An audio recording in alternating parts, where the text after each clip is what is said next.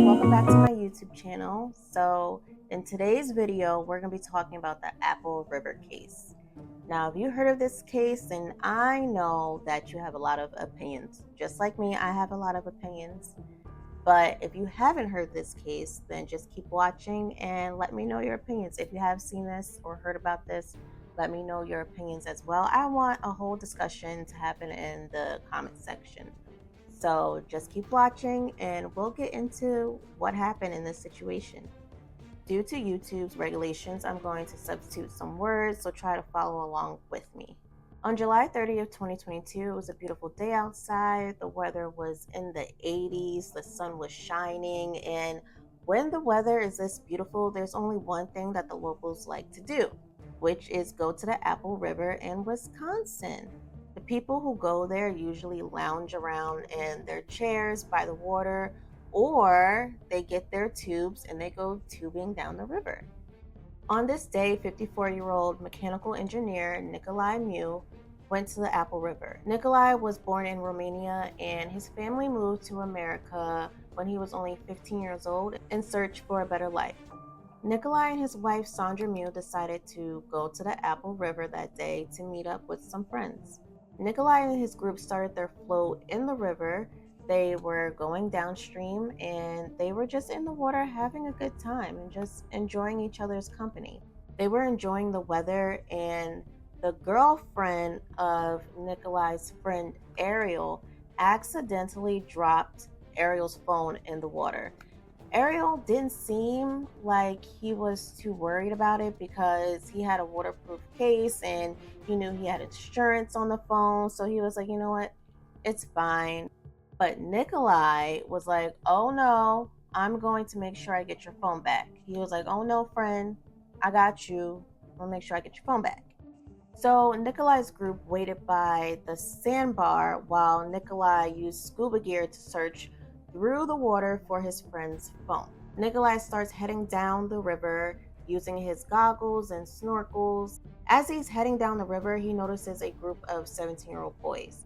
In this group were Isaac Schumann, Ryan Nelson, Jawan Cockfield, and Landon Ware. The teenagers had all been drinking and they were intoxicated at this time. Some even admitted to smoking, a little green.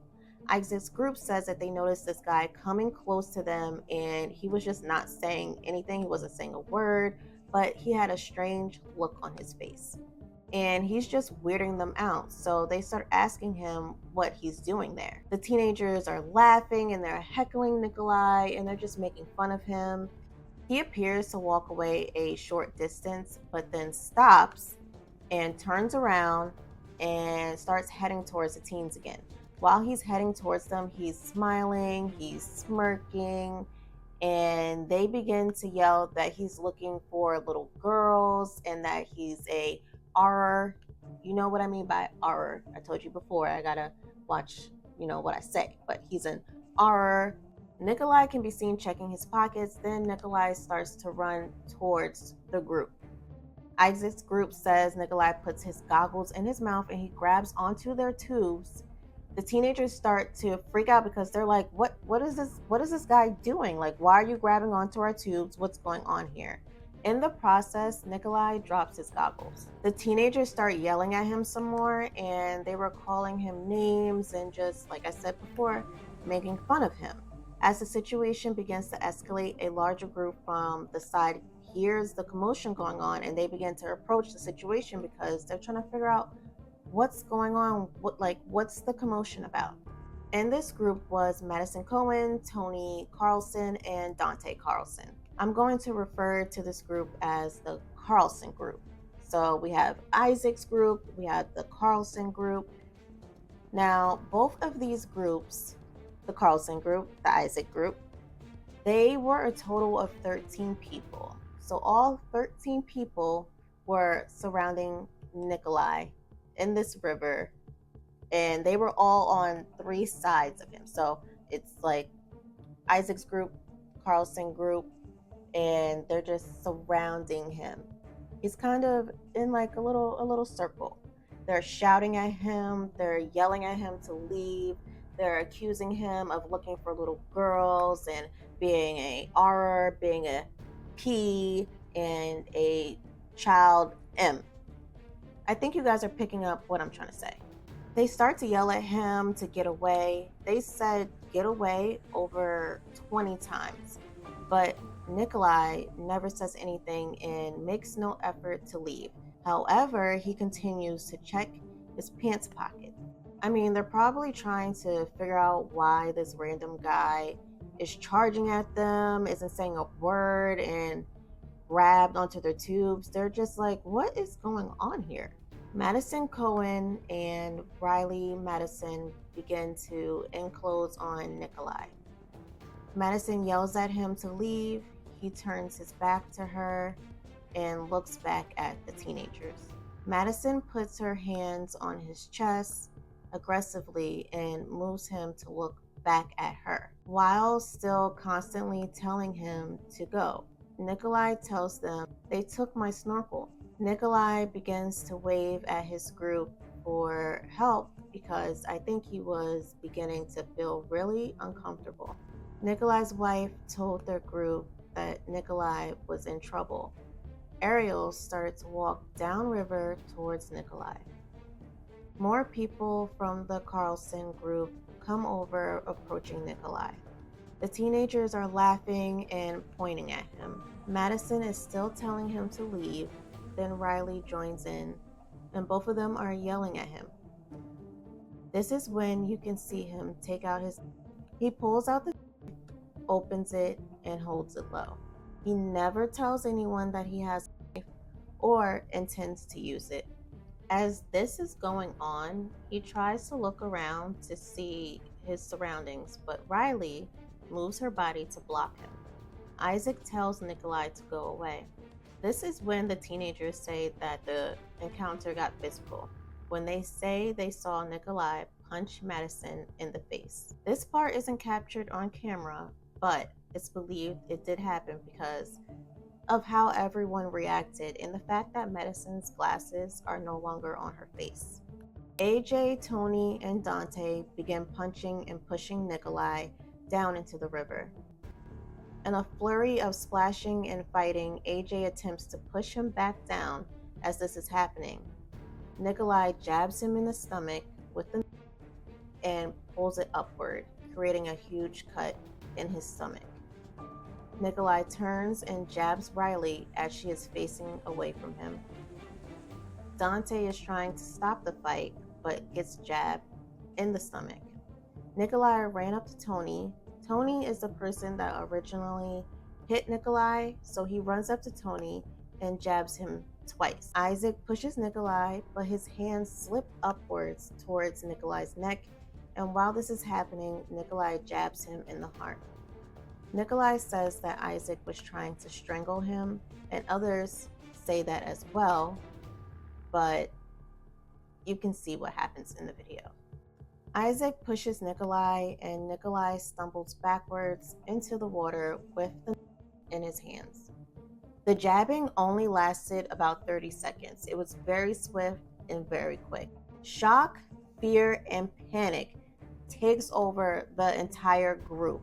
They are freaking out because they just see blood in the river and they're realizing what just happened. Like, their friends have just been jabbed. Their friends are scrambling to help AJ because his stomach was just wide open and he's holding his intestines in his hands. Now, I'm saying jabbing instead of the S word because YouTube doesn't like that word, so I'm saying jabbing for anyone that's kind of lost here. Isaac collapsed in the water. In the aftermath, you can hear Jawan yelling repeatedly in disbelief, "That's not Isaac. That isn't real." I want to remind y'all that people were yelling at Nikolai over 20 times to leave and to go away. You can hear different versions of them telling him to go away, but he just wouldn't leave. They say, "Get out of here, get away, get back, walk away." But I also want you to remember that he was surrounded by a lot of people who were enclosing on him. He probably felt trapped. He felt like he couldn't leave. I also just want to say, after seeing the video, hearing him testify, I think that Nikolai is genuinely an awkward person. And so when the prosecution says he's smiling in this photo or he's smirking, he isn't saying anything, I think it's because that's his natural response. I mean, I'm not making any excuses for him. I just think that he's an awkward person. In the video, it shows that there are people on three sides of Nikolai at different distances. The elapsed time shows an opportunity for Nikolai to leave the confrontation, but he doesn't. Jawan shot the video of the altercation and the jabbing. When I first watched the video, I missed a lot of things, so I had to watch it again and again. I even put it in slow mo to figure out exactly what happened at what time and what was going on. So when you guys watch the video, you have to pay close attention.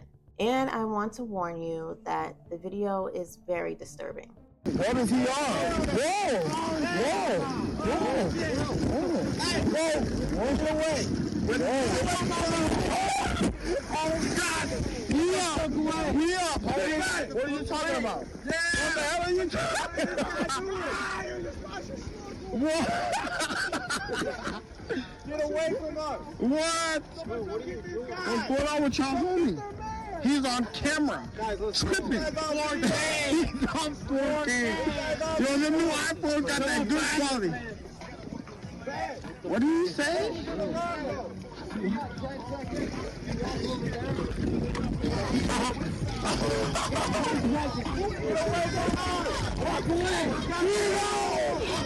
Yeah, what the hell? Who is this? Yes. For the culture! For the culture! Who is that? For the culture! Who is that? Who the hell is this? Go! It doesn't matter. He said he said he was looking for a little girl! You're looking for a little girl? Yeah! That's exactly what he said! Weirded us out! I didn't have that part on camera, did I? Some young ass kid! What the hell is this guy's problem, bro? We're trying to have fun. Is he gonna claim you? He's gonna claim you! We don't want this motherfucker! Let it on camera! Let it on camera! Get on camera! Oh God! Oh God! He on camera! Oh God! He on camera!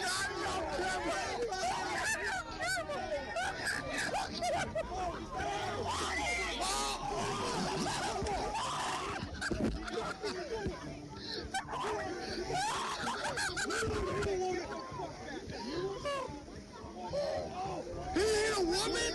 He ain't a woman! You ain't a woman! He ain't a woman! You got him!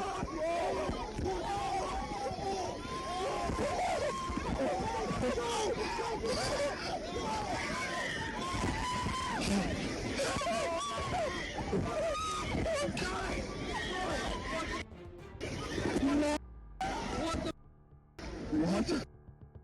He's dying! He's dying, bro! What? Oh my God! Oh my God! Oh my God! Are we serious? Is this real? Oh my God! Who is that? Oh my God!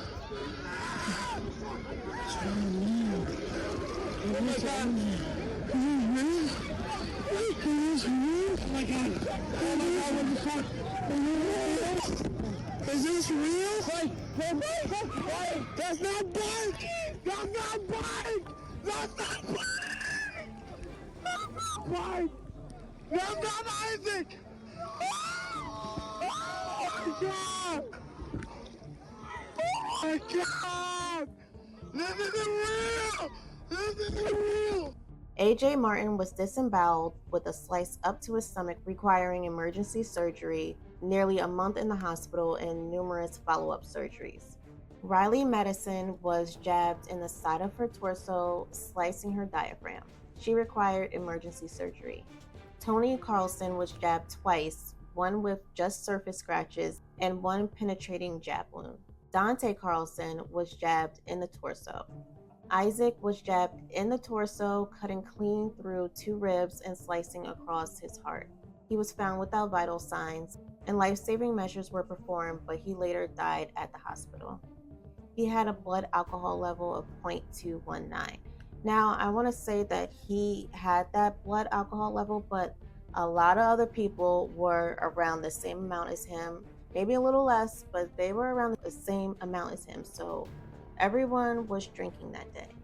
After Nikolai jabbed everyone, he calmly walked back to his group of friends a short distance down the river, wearing a shirt and a hat to avoid being identified. He had tossed him along the shore as he was leaving the whole scene. His group got back on their tubes and continued to float down the river. His friends said Nikolai looked worried and pale, and he just sat on the tube and didn't say anything. When they got to the end of the tubing ride, Nikolai was arrested. When Nikolai was arrested, he said, "I hear there was a sting and I fit the description." Now, you also, I guess to your credit, tell the police you guys were antagonizing Mr. Mew, right? After the fact that he hit the woman, yes, we were. Well, you don't consider calling him a antagonizing him?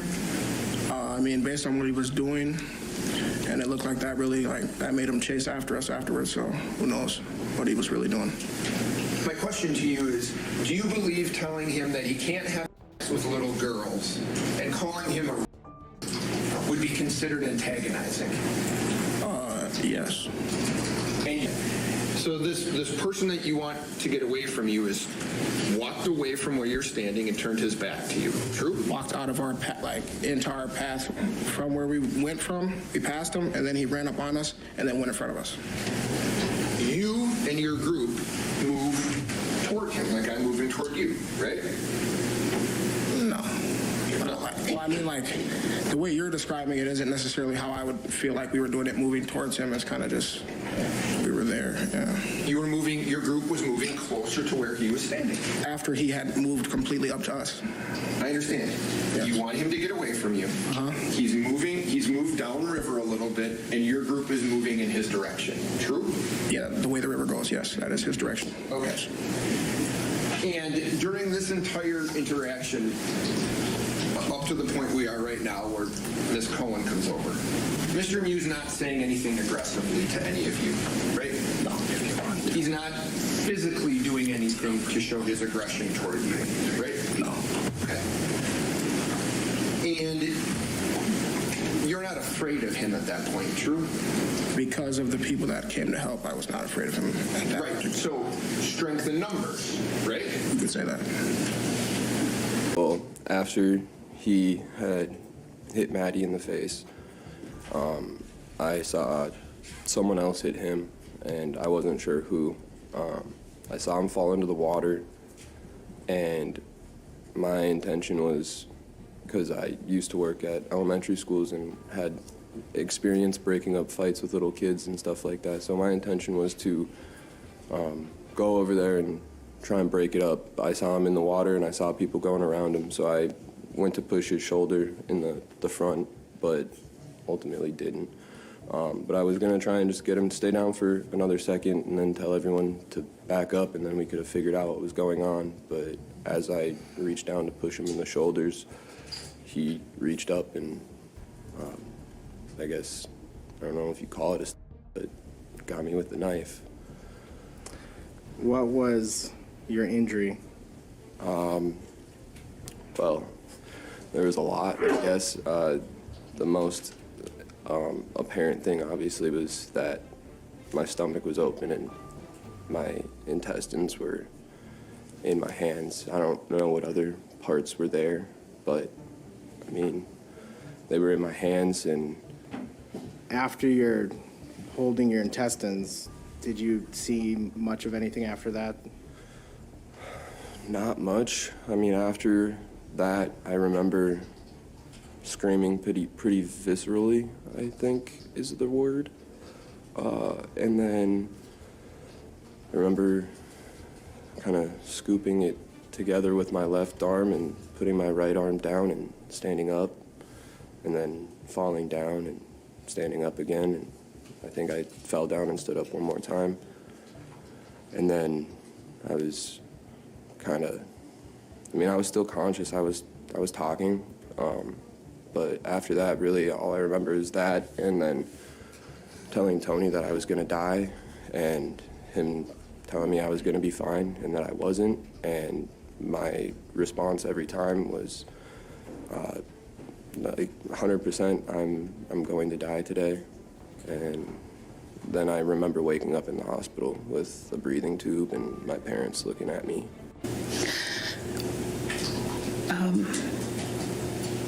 Maybe Isaac's phone went dead, or he lost it or something, and so he was calling me from Owen's phone. But Owen called, screaming that Isaac had been. And he gave me the pin drop of where to get to, and my husband was just pulling up, and I ran out of the restaurant and hopped in his car, and we got there in, I don't know, maybe 10 minutes. What happened when you got there? Well, we followed the ambulances, and I just went running, and I ran up into one of the ambulances thinking that it was Isaac sitting up in there, and I started crawling into the ambulance, and I realized it wasn't Isaac, it was one of the other kids. So then I climbed out, and then I looked, and I saw Isaac's hair laying on the riverbank. I knew it was him. And they were trying to perform CPR on him. Did you go to Isaac? Yeah, I ran to Isaac.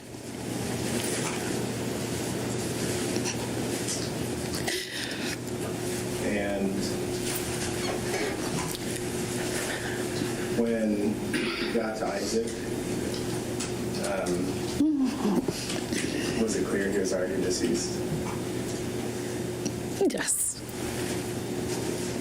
So when Riley and Madison are standing in front of you at that point, just before you get punched, right? What are they doing? They're yelling at me. At one point, they were pointing downriver and saying, go, get away. What are they doing with their hands? They're touching me. When you say touching you, is that something gentle? No, they're pushing. Madison, she pushed against my left shoulder. She pushed against my chest. She was pointing her finger right at my face. She was yelling at me, very close to my face. Riley had one of her arms, I believe it was left hand, on my right arm, squeezing and pushing me back. Did you feel threatened at that point? Yes. Did you have in your right hand? Yes. What did you do with your left hand? I pushed her away from my face. Can you show us what you did with your left hand? Why'd you do that? She was very close to my face. She was in my personal space. She had been there for a while, and I felt threatened. What did you see when you were looking at that group of teenagers after the end of this video? I saw one of them holding a phone in a bag, and I believed it was what I was looking for. So I turned around and I started approaching them. Did you believe you were under attack? Yes, Why?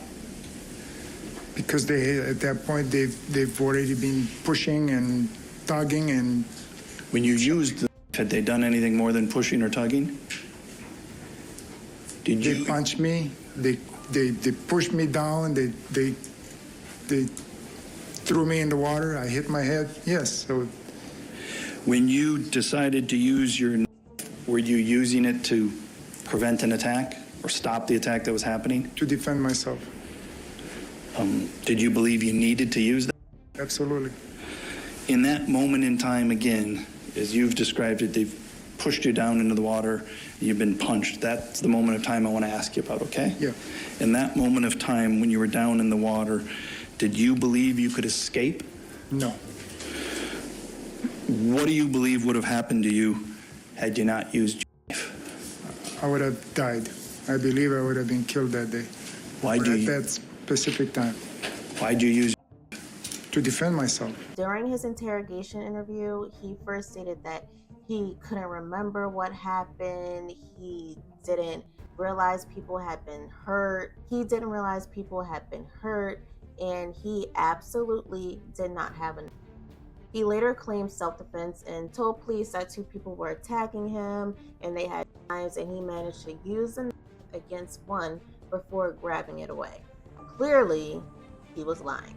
Nikolai was charged with first-degree intentional homicide for the death of 17-year-old Isaac Schumann and multiple counts of attempted first-degree intentional homicide for his role in the jabbings. Nikolai said that he had the because his friend, who was a part of his group, asked him to bring him along so they can cut the ropes that tied the tubes together once they were done tubing, knowing that Nikolai was a handyman.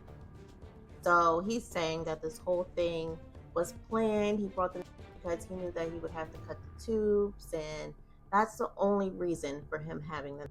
I'm really curious to know what you guys think about this one. Do you feel like this was self-defense or was it intentional murder? During Nikolai's trial, the ADA said that Nikolai portrayed senseless and horrific acts of violence when all Nikolai had to do was walk away. He had multiple opportunities to avoid the situation, but he chose to stay. They say that he was bothering them and he was the aggressor, and the teens were yelling for help from others.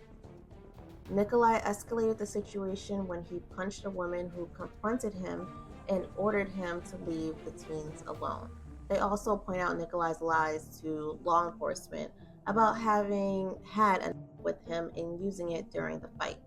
The defense says Isaac's group was amused rather than alarmed by Nikolai's presence, and that in their aggressive drunk state, they confronted Nikolai and began to bully him and accusing him of looking for little girls and calling him an R without any reason. He says that the group shouted loudly to deliberately draw attention and incite the anger in the Carlson group, who ended up joining them. He said he tried to leave at one point, but he was followed. Nikolai also says that they physically attacked him. He was not in the best physical condition due to heart surgery he had a year prior. He feared for his life as the group closed in on him, and he felt like he had no choice but to defend himself with the knife. Oh, by the way, Ariel's phone was never found that day. The police found it later on and returned it to him. Nikolai's trial included 7 days of testimony that had more than 40 witnesses, with Nikolai himself testifying and taking the stand. The jury found Nikolai guilty of 6 lesser charges, including first-degree reckless homicide, 4 counts of first-degree reckless endangering the safety of AJ, Dante, Tony, and Riley, and the battery of Madison Cohen. On July 31st, 2024, Nikolai Mule was sentenced to 20 years in prison. In addition to the 20 years in prison, 6 years of extended supervision. He was given 732 days credit time. He will be about 72 years old when he is eligible for release. My prayers are with all of the victims. This is just a crazy story, or not even a crazy story. It's a crazy situation that happened. And I'm just at loss for words. Like I said in the beginning of the video, don't forget to like and subscribe and leave your comments down below. I want to hear what you have to say. And I guess I'll see you in the next video. Bye.